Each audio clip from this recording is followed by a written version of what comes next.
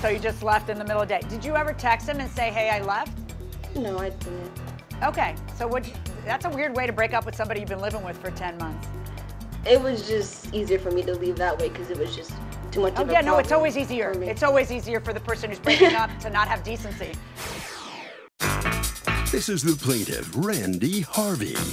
He says he and the defendant dated and she cleaned him out, robbing him of his money and a PlayStation. She stole $4,503.91, and he's here suing her for it today.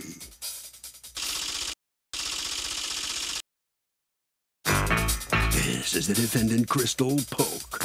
She says she only took her own belongings when she left the house they shared, and he's lying when he says she stole money and a PlayStation from him because he's mad she up and left him. She's accused of robbing a guy blind. All parties, please raise your right hand. What you are about to witness is real. The participants are not actors. They are actual litigants with a case pending in civil court. Both parties have agreed to drop their claims and have their cases settled here before Judge Marilyn Milian in our forum, the People's Court. People's Court is now in session. The Honorable Judge Marilyn Milian is now presiding. Litigants have been sworn, Your Honor. Thank you, Douglas. Thank you, Your Honor. Okay, Mr. Harvey. You were dating Ms. Polk, and you dated her for how long? For about a year. Okay. And were you actually living together? For about at least, I'd say about 10 months. She was staying with me for about 10 months. Okay. All right. So on July 21st, you come home, and what do you think has happened? I left to work 5 o'clock in the morning, and I came home at 3 o'clock in the afternoon. Everything was gone. The house just kind of looked a little destroyed. Clothes hangers was everywhere. Merchandise and stuff was missing and everything like that. I had money in the house just to pay my bills because I just started back working, and my money was gone and everything else. We didn't have no arguments. There was no domestic violence, no dispute or anything like that. Like I said, I made her some tea in the morning, and I just went on about my business. It was just a regular day to me. Okay. And what was it that had happened? Did she leave you?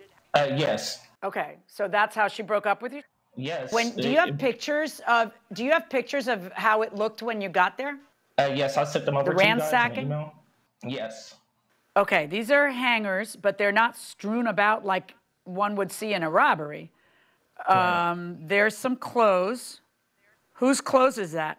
Them is my belongings. So basically just everything was just dumped out. Like it was just like she was just going through stuff, looking for stuff that she could take that's valuable. All right, pick of closet, router, because you say she stole your routers, right? Yeah, she took the routers to the Wi-Fi and everything. She took chargers. Like, it was really devastating. She took a magic bullet? Yes, I bought a blender and stuff like that. She took AirPods?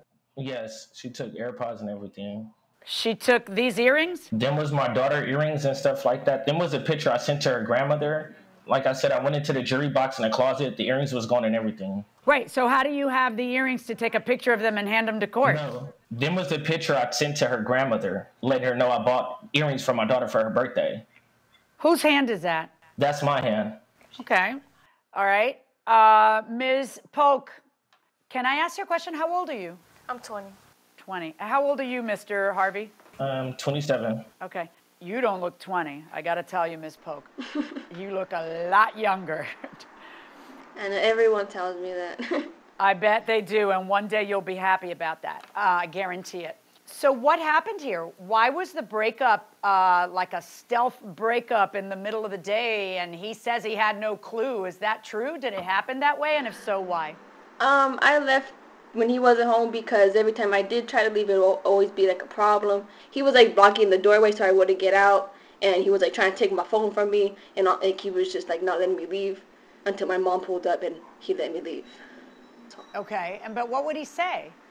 We were just arguing over something, and he was just mad and he was just yelling at me, and I was just trying to get my stuff and leave, and he was just blocking my way out. So I left. So you just left in the middle of the day. Did you ever text him and say, hey, I left? No, I didn't. Okay, so that's a weird way to break up with somebody you've been living with for 10 months. It was just easier for me to leave that way because it was just too much of a yeah, problem. no, it's always easier. It's always easier for the person who's breaking up to not have decency.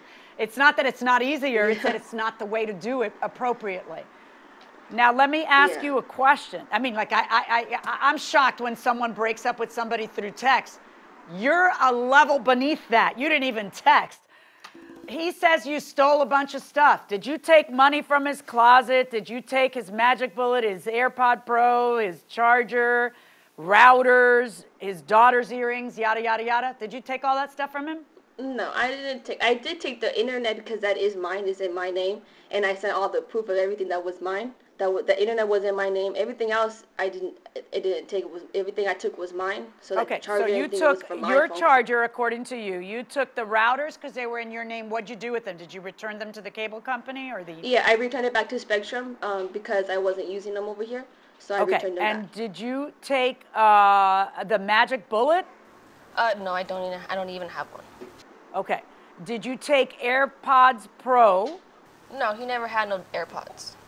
Do you have a receipt for AirPods Pro? I know you're just taking pictures off the internet, Mr. Harvey, and showing them to me, but do you have an actual receipt? I purchased them earlier this year. I have the boxes and everything. I still have all my little devices, but the AirPods is not there. Like I said, she flew with everything and stuff like that. You want me to show you the box? Okay. No, I kind of want you to show me the receipt. Do you have the receipt? I don't have the receipts. I purchased them all in all my merchandise. I purchased them in January. All right. Did you take the daughter's earrings, Miss Polk? No, I don't even wear earrings. Show me your ears right now. Am I looking at earrings right now? No? All right. No. Did you take the daughter's earrings, though, anyway? No? No, I did not.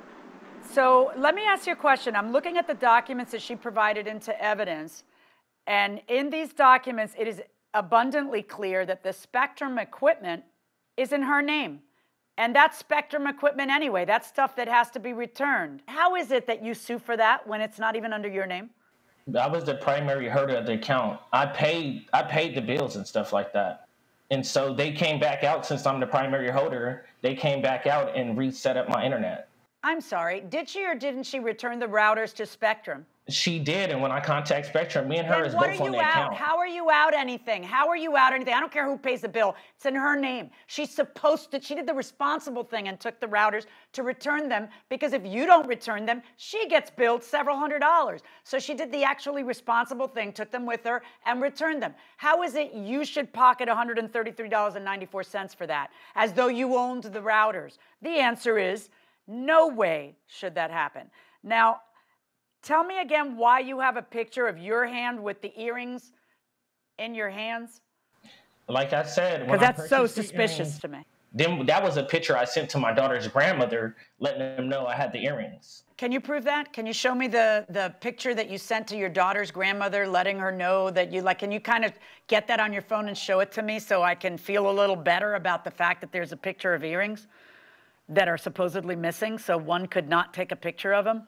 Especially on the heels of finding out that you're trying to pocket $133 for routers that don't belong to you and for a service that's not in your name? No, I do not have that text message with me talking to her grandma about the earrings. Okay. All right. Like so here's a video that you introduced into evidence. I'd like to see what that is supposed to show me. That's her? Yes, that's her and some dude. Who's a fellow with her? Is that a new boyfriend? Yeah, he's just someone I'm staying with. Yeah. Oh, you're staying with another person now. Is he your boyfriend or is he? Temporarily, yes. No, he's not. He's your temporary boyfriend, or you're temporarily staying with him? No, it's just I'm just staying here for now until I get another place. Okay, you've submitted these videos into evidence. What is it you want me to glean from them? That she left you? We all know she left you. That was me leaving 5 o'clock in the morning. That's my neighbor's footage, because I didn't know what was going on. Like I said, it was a regular day to me. People are allowed to leave you. Okay, but hold on. People are allowed to be mean. They're allowed to be tasteless. They're allowed to be, it's not a lawsuit that you got dumped. People get dumped every day. I've been dumped. Now you've been dumped. Lots of people have been dumped, okay? That's not a lawsuit. You got to be able to prove to me that she stole stuff from you. What kind of evidence do you have that there was $2,000-something in a closet that she knew about? Like I said, I was on unemployment. I was receiving unemployment benefits. I just started back working a week before that. Okay, So I'm therefore, working and I don't have $2,000 in a closet. How are you going to prove that you had the $2,000 in the closet? I sent documents of me taking withdrawals of my money from the bank, from Bank of America. Right, that doesn't prove it was in the closet, though. It's kind of a hard thing to prove. By the way, did you call the police when you realized that she stole the money? Yes, I did. I have the And you filed a police I sent you guys report. the police reports and everything. Right. What I want to know is, what did the police do about it? Did they ever arrest her? They said it was a civil case and that I was in a relationship and I allowed her to have access to my stuff. So therefore, I would have to take it to small claims court. Okay, tell me about money wired out of a bank account. What proof do you have of $700 wired out of the bank account? Talk to me about that. So I became her payee in like March. So therefore, I'm dishing her What do you her money mean and her? stuff. Stop. What's her payee? I guess she can't manage to have her own funds or whatever the cause may be. Why do you need a payee, Ms. Polk? I'm on SSI, so I did have a payee. Okay, but I had you're to on my mom off and SSI for and I what? put him. Give me a general idea about what you're on SSI for. I'm on SSI because I have depression and anxiety, and I was suicidal a lot, so they put me on SSI. How much money are you? So do they require that you have a payee? Yes, they do. So yeah, they do. And how much money were you getting? Are you getting a month? Because I get 700. Okay, so you made him your payee. That's correct. Yeah, when I moved in, I made him my payee because we were staying together. Okay, so you were her payee, and go on. Tell me what you were going to say, Mr. Harvey. All right, so I became her payee and stuff like that. She was in debt. I helped her pay her bills and stuff like that. Because, like I said, from my understanding, I just seen a young lady being taken advantage of and stuff like that. Like I said, I grew up in foster care. I've been by myself. I have my own place. I have my own car. I've been working. I helped her get multiple jobs with the city and stuff like that. But like I said, due to pandemic, she lost her job. I guess she started getting depressed. You know, I'm at work all the time or whatever, so I guess she was feeling lonely. I really don't know what the cause was. That's why I was devastated when I came home and everything was gone. Not that we had an argument and I was trying to keep her from her will from leaving. She could leave all she wants. It's not going to affect me. My life is still going to go on, period. So like I said, I was her payee, giving her money and stuff like that. When she fled and left, she had my personal email to where I had my social security, my bank cards and everything like that, to where 2 weeks after robbing me, she did a wire transfer from my own account. She created an online banking for me and everything like that. That's how she transferred the money to herself. Okay, here's my question to you. Would she do that every month? No, she would not. Like I said, I would get the money sent to me and I would dish her out. So the first time she ever did this was at breakup time? Exactly. Ms. Polk, did you have $700 wired to yourself? I did, because it was mine. So exactly how much did you wire to yourself? The 707, what I was supposed to be getting every month. Okay. When did you wire it to yourself? The day it was deposited into the account. Okay. I have a question for you, Mr. Harvey. Is it accurate to say the following? That on the day that her money was direct deposited into your account, that's when she did whatever she did inappropriately in order to get her own money out of your account? Right. Instead of reaching out to me and saying, you're my payee, can I receive my benefits? I did reach out. Hold on. I'm going to ask, you can answer that in a second. But it is her money, right? She didn't steal your money. She stole her money. Correct. Now, according to you, you were interrupting and saying, but I did ask you. Tell me about that. I did text him several times, can you give my SSI back? And he just kept calling me names and kept saying all this other stuff. So, yeah, that's why I got my money the way I did. What kind of names was he calling you? I have screenshots. And he tried to delete it every time he sent me a message. He'd go and delete it on Instagram because you could delete your messages. So he kept trying to do that. But I said, so you're not going to send me my money. All I did was leave, not give me my money. He said, suck it. Oh, that's nice. So it sounds like she's trying to do it the right way, and you are trying to hold her hostage because you don't like that you got dumped. No, you need to ask her to check Mr. Harvey, the date. I find that you're unable to prove your case, and I'm finding in this case in favor of the defendant. That's my ruling.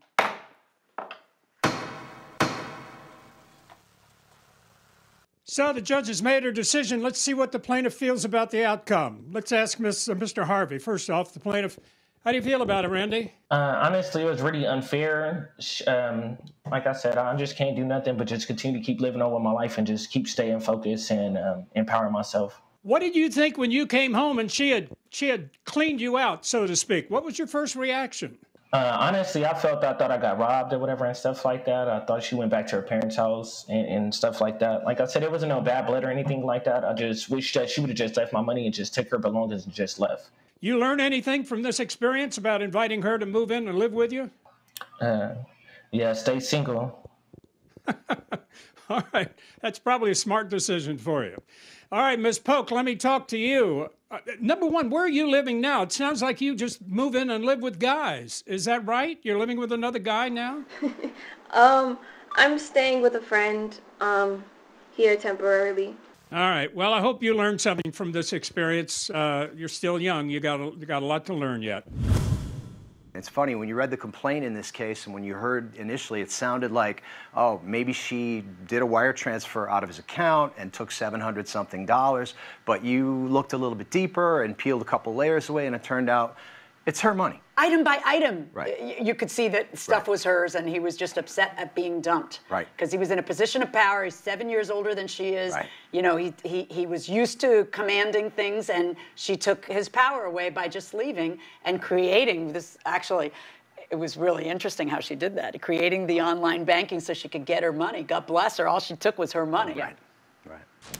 So Patty wants to know this. Hey, Harvey. I heard somewhere that the security deposits were supposed to be placed in an interest-bearing account until the end of the lease. Is this something I made up, or maybe just a good idea? Well, here's the thing. It is a good idea, and in some states, it is the law, and in other states, it is not. But here's what you can do. If you live in a state where it's not the law, you can still put it in your lease that the landlord is required to put your security in an interest-bearing account. Even if the law doesn't say it, the lease can. That will do it for this case. Litigants for the next case inside the courtroom. This is the plaintiff, Michael Day. He says he agreed to rent a 2-bedroom apartment from the defendant, but when he went over to lease it, said the defendant was unaware of any lead problems in the paint. When he asked for his deposit back, he was denied and is suing for $2,500, the amount he's owed.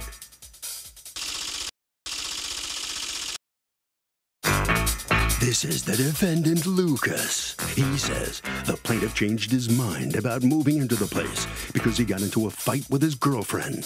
The plaintiff was the one who broke their agreement, and he owes nothing. He's accused of not returning money. All parties, please raise your right hands. Welcome back to the People's Court. Next case on the docket. The plaintiff says he rented a 2-bedroom apartment from the defendant, but the guy would not disclose if there was lead in the apartment, so he wants his money back. Now, the defendant says the only reason the plaintiff doesn't want the place is because he got into a fight with his girlfriend and he's not returning anything. It's the case of not getting the lead out. Thank you, Douglas. You're welcome, Your Honor. Okay, Mr. Day. You were looking for a 2-bedroom apartment and you found one that the defendant had listed, correct? No, he did not list the apartment. I got the apartment through my girlfriend, Tracy. All right, so you go in there, you look at it, you like it, and you decide you're going to take it, right?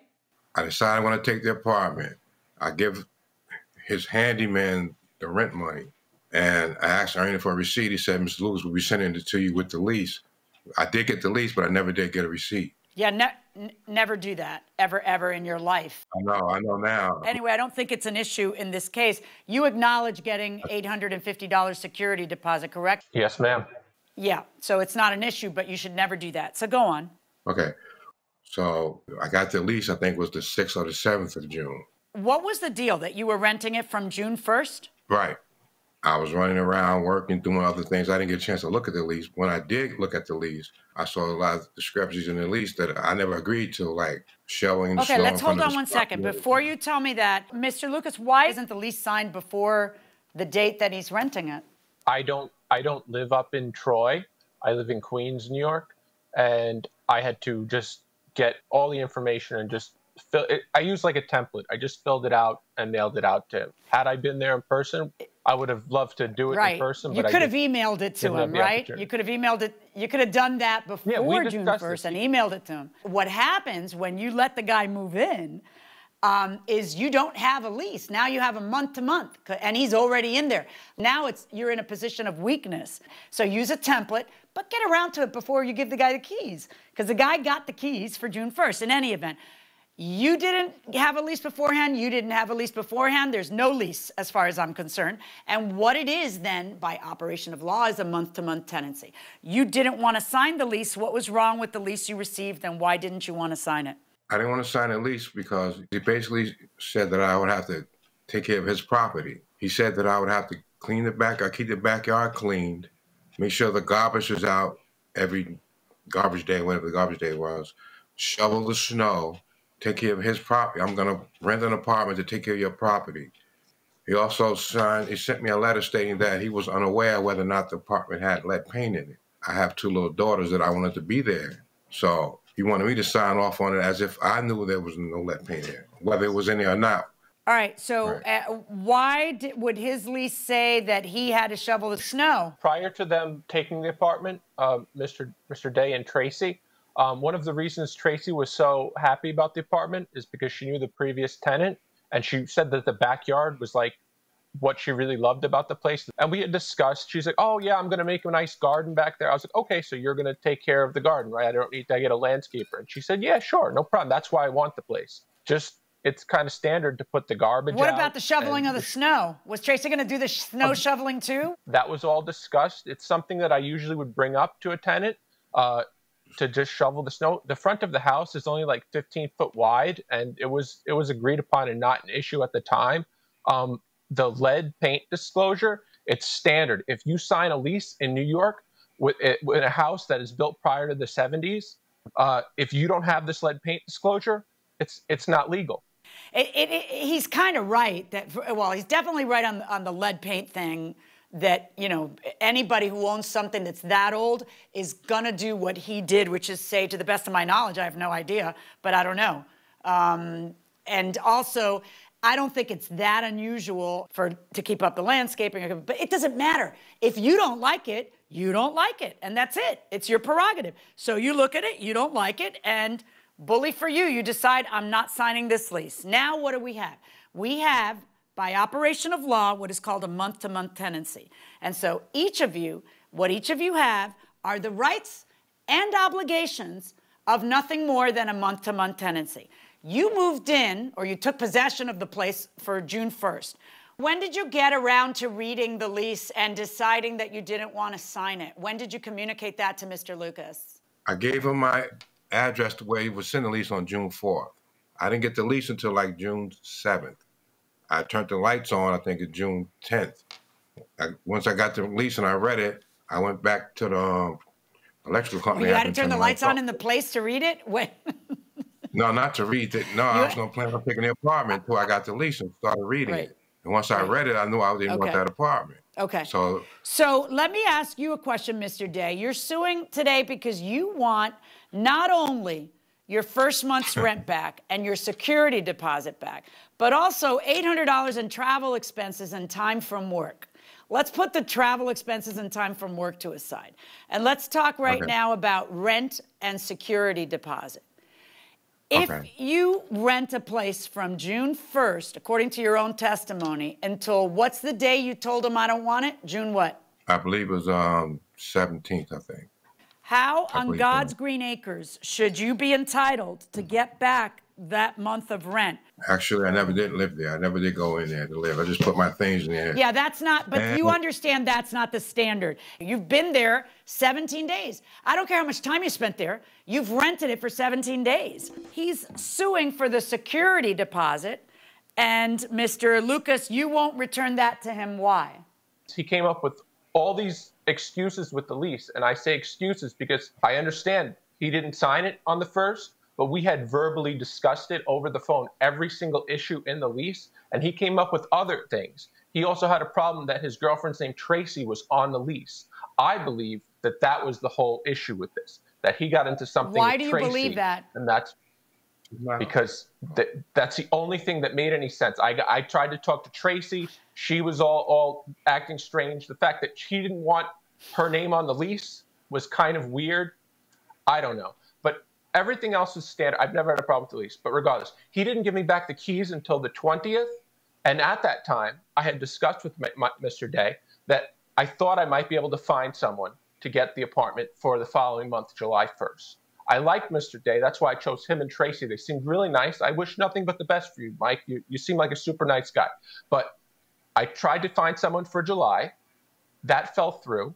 I expressed, if I get someone for July, I'm not looking to double dip. I don't want to collect rent from two different people. Did you end up renting the place out?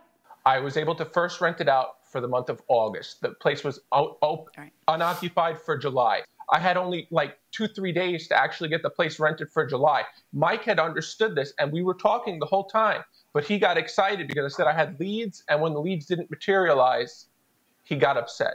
And he started texting me stuff that was totally contradictory. And then decided to sue for all of this. Right. Look, here's how it works. Bully for you that you decided, I don't want the place and I'm changing my mind, and you had the option to go ahead and do that. But who does that cost? Does that cost him or does that cost you?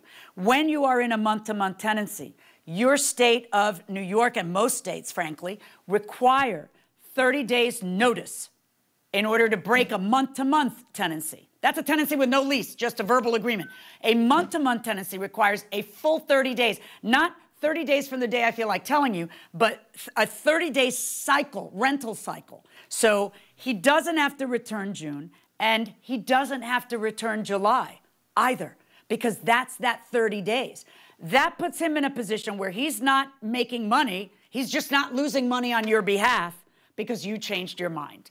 All right? So I am not going to order him to return June, and I am not going to order him to return July, and I'm definitely not going to order him to return travel expenses to and from work, because you're actually losing the case. Verdict for the defendant.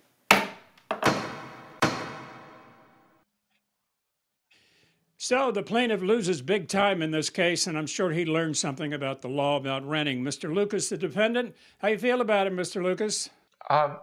This is what I was expecting, but I'm not a lawyer, so I'm happy to be validated. But I only wish the best for Mike and his girlfriend and his daughters. I wish that he was just happy with the place and still living there. Like I said, nothing but the best for him. Hope him good luck in the future. All right, Mr. Day, let's find out how you're feeling about it right now. You're not too happy, I'm sure. What do you think? Not happy at all, no.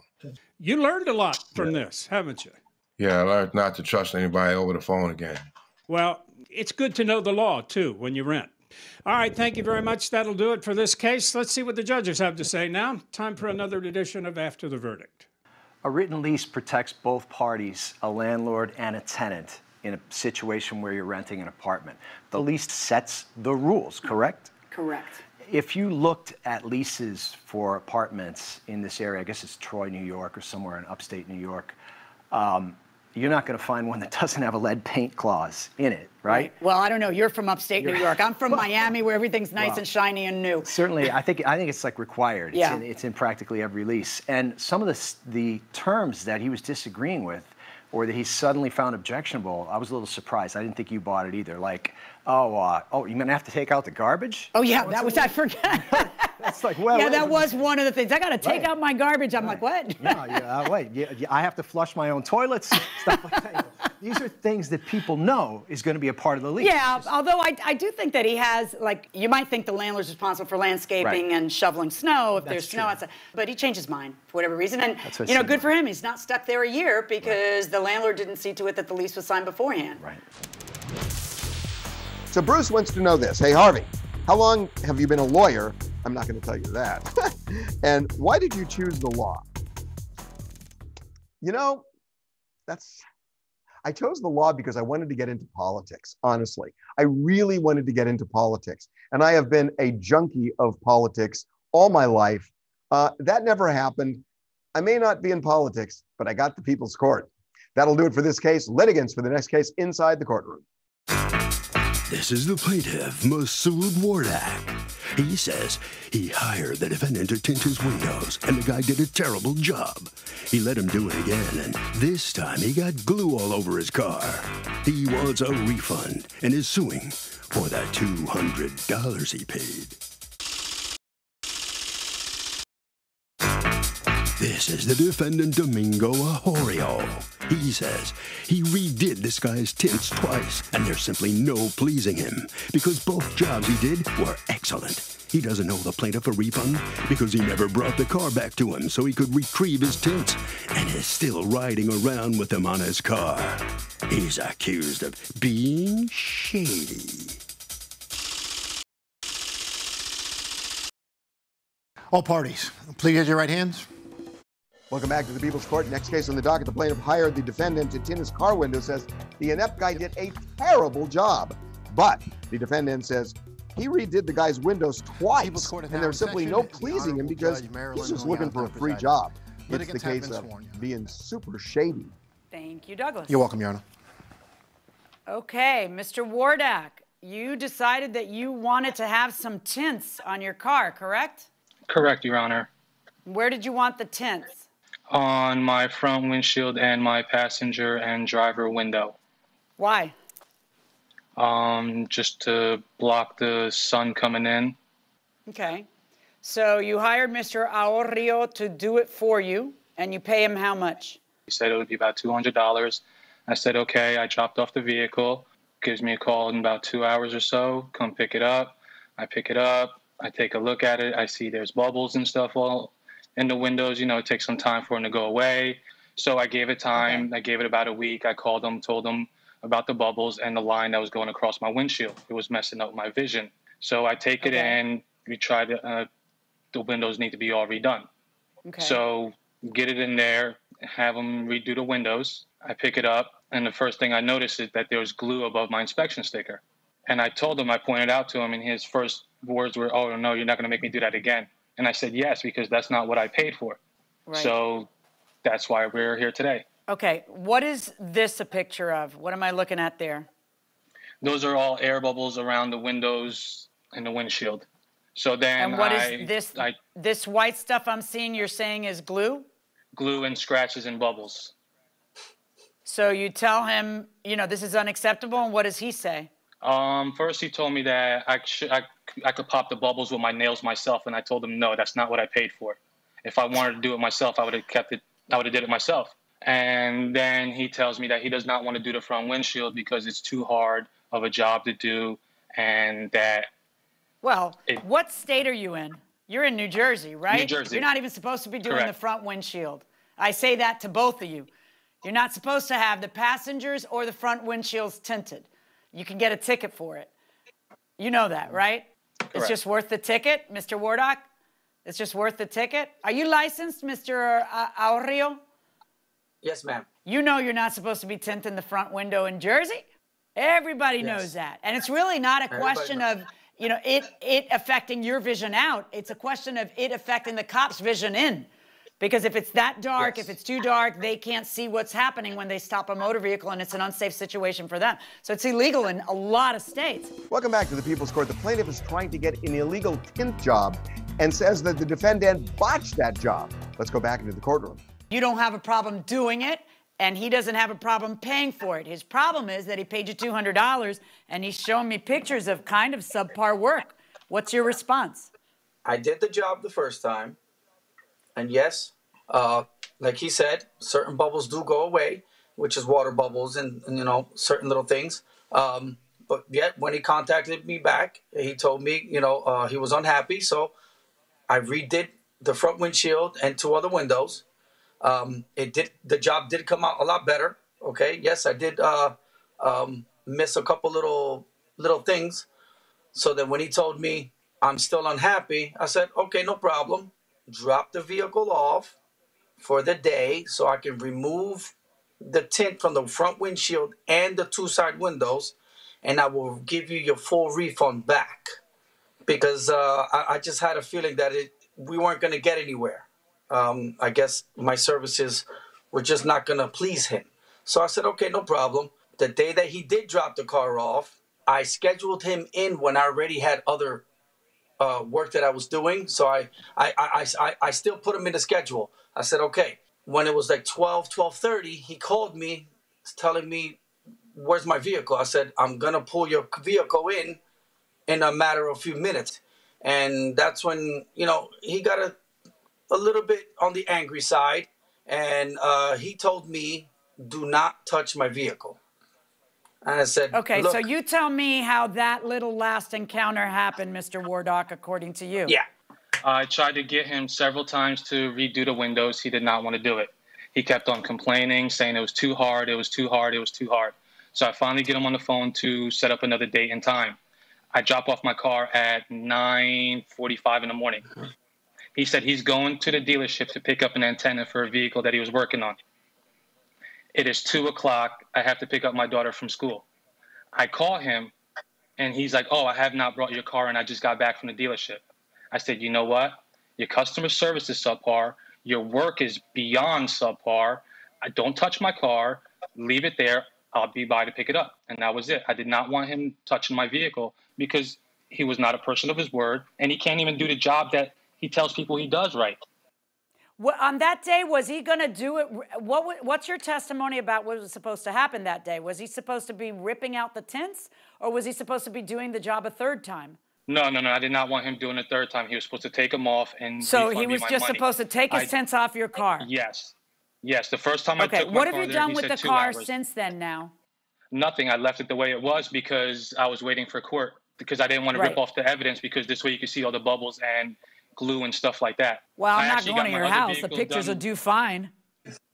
Well, I mean, I got my other vehicle done last week, and the gentleman only took him an hour to do my whole car, and there's no air bubbles. So, I mean, yeah.